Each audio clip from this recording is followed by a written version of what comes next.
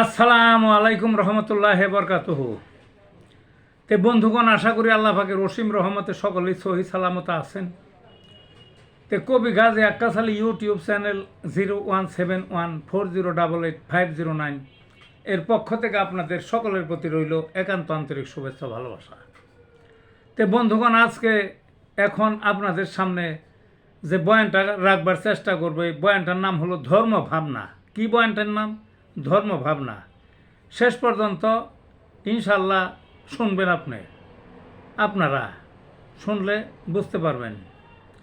এই যে আমাদের যে পবিত্র রমজান মাস শুরু হয়েছে, ভালো কথা, অত্যন্ত রহমতের, অত্যন্ত বরকতের শ্রেষ্ঠ মাস। মুসলমানেরা নামাজ পড়বে, রোজা করবে, ধর্মের যতগুলা বিষয় আছে সব পালন করবে, ভালো কথা, করতেছেও। দেখবেন মসজিদগুলোতে জায়গা হয় না রমজান মাসে, বিশেষ করে তারাবি পড়ার জন্য হুমড়ি খেয়ে পড়ে। কোনো মসজিদে জায়গা পাওয়া যেতে চায় না, পরে অনেক মসজিদে বাইরেও পড়ে বা অনেক উপরের তলায় একেবারে গিজ গিজ ভর্তি হয়ে যায়। ভালো কথা, ভালো কথা। ওই দিন একটা ছেলে বলতেছিল, সে তো চাকরি করে, একটু দূরে যাইতে হয়, ঢাকা শহরেই ওই কয়েক মাইল দূরে যাইতে হয়, তাকে আসতে হয়। সে বলতেছে যে ওই তারাবির আগেই যদি অফিস থেকে আসতে পারে তাহলে আইসে পড়বে একটা মসজিদে, আর যদি আসতে না পারে তাহলে পথেই পড়ে আসবে তারাবিটা। কিন্তু আমি জানি ওই ছেলেটা ওই 5 ওয়াক্ত নামাজ পড়ে না, বা ওয়াক্তে নামাজ পড়েই না, মাঝে মাঝে মন মতলবে পড়ে, আবার বেশিরভাগই বাদ দেয়, এগুলোর দ্বারের কাছেও নাই। কিন্তু তারাবি সে পড়েই ছাড়বে। তাহলে এই যে ধারণাটা, খারাপ বলতেছি না, তারাবি পড়বে, কিন্তু ওই 5 ওয়াক্ত নামাজ যে ফরজ, সেটার গুরুত্ব নাই, তারাবির গুরুত্ব বেশি। তারাবি তো ফরজ নয়, তারাবি তো ফরজ নয়, কাজেই এটার গুরুত্ব বেশি দেয়, বেশি বুঝে, কাজে বেশি তো বোঝা চলবে না। পড়েন, তারাবি তো পড়বেন, অনেক ফায়দা, কিন্তু 5 ওয়াক্ত নামাজের গুরুত্ব, তার ফায়দা আরও অনেক বেশি। এটা মনে রাখতে হবে। এই একটা কথা গেল।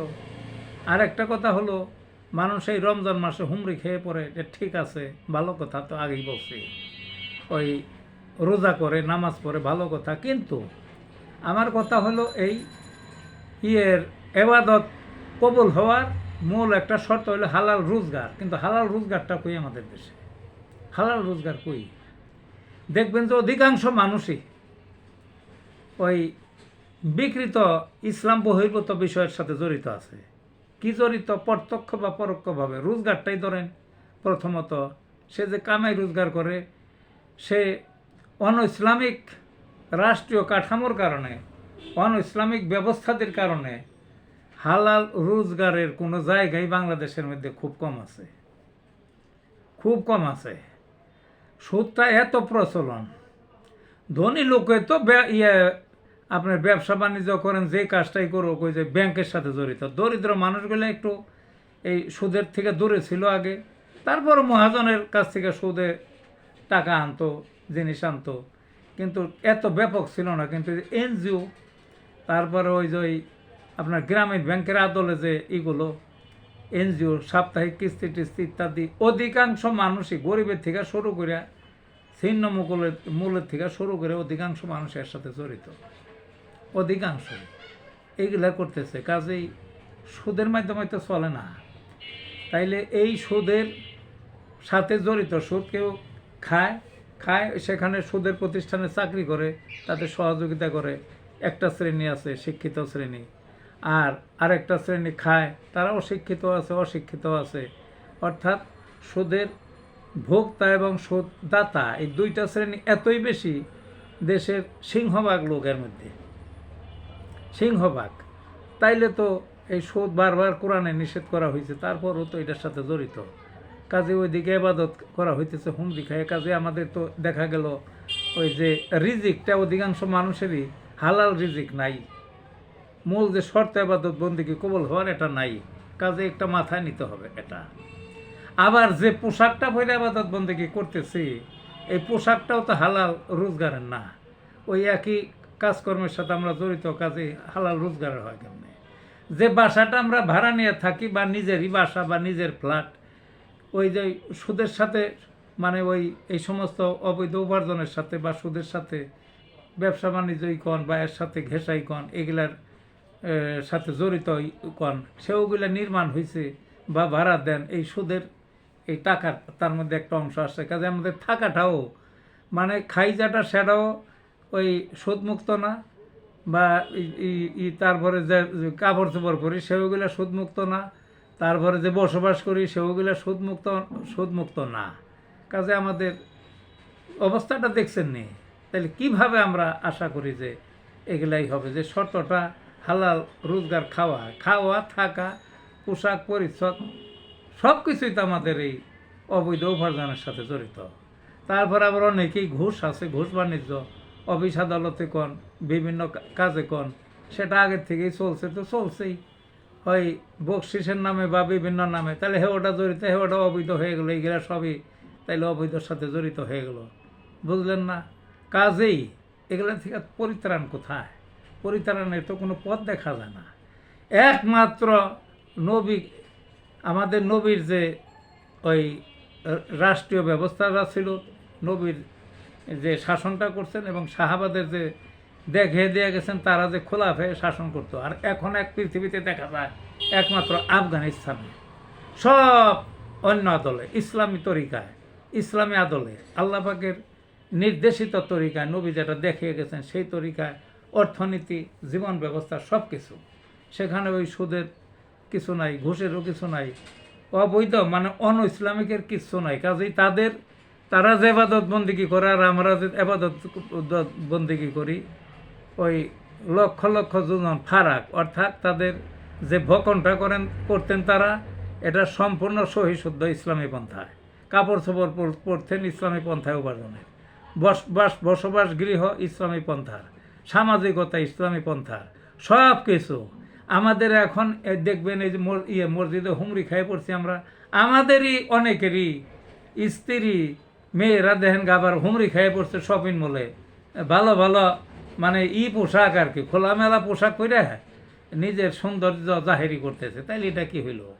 কাজেই ইসলামী রাষ্ট্র যেখানে নাই, সেটা আমার যে এক্সপেরিমেন্টটা, সেখানে ইসলাম পালন করা খুব কঠিন।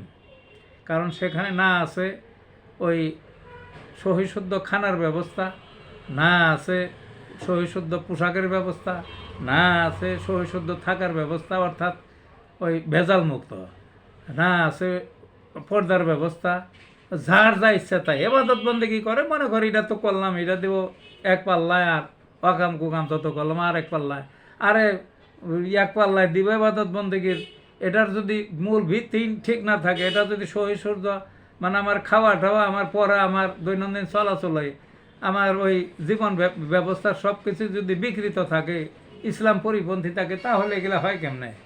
তারপরে একমাত্র আল্লাহ ভাগই জানেন, করেক মানুষ করুক। কিন্তু আমার কথা হলো ইসলামী যে রাষ্ট্র ব্যবস্থা ছাড়া, ইসলামী যদি রাষ্ট্র থাকতো তাহলে এখানে সুদের কোনো সুযোগই ছিল না, সুদ ভিত্তিকের, ঘুষ ভিত্তিকের সুযোগ ছিল না, বেপর্দার কোনো সুযোগ ছিল না, বেহাবনের কোনো সুযোগ ছিল না, ওই কুদৃষ্টির কোনো সুযোগ, মানে ওই পর্দা করে থাকতো, কুদৃষ্টিটা দিবে কেমনে? কাজে এখানে শয়তানের কোনো সুযোগ ছিল না, চুরি টুরির কোনো সুযোগ ছিল না, ঘুষ বাণিজ্যের সুযোগ ছিল না, এই সমস্ত অন ইসলামিক কিছুরই সুযোগ থাকতো না। যদি থাকতো তাইলে সাথে সাথে কার্যকরী হইতো, কাজে থাকতো তাদের আবাদত বন্দেগীতে, ওই যে সহিশুদ্ধ আবাদত বন্দেগীটা হইতো। কাজেই আসুন আমরা এই ভিডিওটা দেখি, ভিডিওটা বুঝবার চেষ্টা করি এবং ভিডিওটা ছড়িয়ে দিই, ওই কাজে লাগবে জীবনে। কাজেই শুধু ওই অন্ধের মতো করলে হবে না, ওই লোভ লালসা সব ত্যাগ করে বাড়তি লাভ, বাড়তি টাকা টুকা কয়দিন পর থুয়ে দেবেন, এই টাকায় তো 2 পয়সাও কাজে লাগতেছে না। এই বাড়ি গাড়ি এক একজনের কে কয়টা ফ্ল্যাট কিনতে পারে, কে কতটি অ্যাপার্টমেন্ট বানাইতে পারে, কার কত সম্পদ আছে, এই হিসাব নেই সারাদিন। এবং এইগুলার পরে আমাদের জাগতিক জীবন আমরা মূল্যায়ন করি, এগুলা বাদ দেন, কিচ্ছু না। ওই দমটা বাইরে গেলে সবারই একই অবস্থান। কী অবস্থান? কবরে। তারপরে কবর জগতে, পরজগতে কার কতটুকু শান্তি হবে না হবে আল্লাহই জানেন। কাজেই ওই আর যদি ইসলামী একই মুসলমান যেদিন বলছিলাম না একটা ভিডিওতে, যে মসজিদের যখন ইমাম নিয়োগ করে তার ধর্মীয় সব দিক দেখে, যে শরীয়তের সাথে পুরাপুরি সব ঠিক আছে কিনা। আর সেই মুসলমানেই যখন আমাদের রাষ্ট্রের নায়কদের নির্বাচন করে, ধর্মের ভালাইও নাই, ধর্মের কথা কইলে সব রুইখা দাঁড়ায়, বিপক্ষে দাঁড়ায়, তাইলে ইসলাম ধর্ম হইল কেমনে? সব কাজের মধ্যে ইসলামকে মানতে হবে, সব কাজে, সব কাজে আয়নার মতো পরিষ্কার। আমাদের নবী কিভাবে চলে গেছেন, তার শাসন কার্য চালিয়ে গেছেন।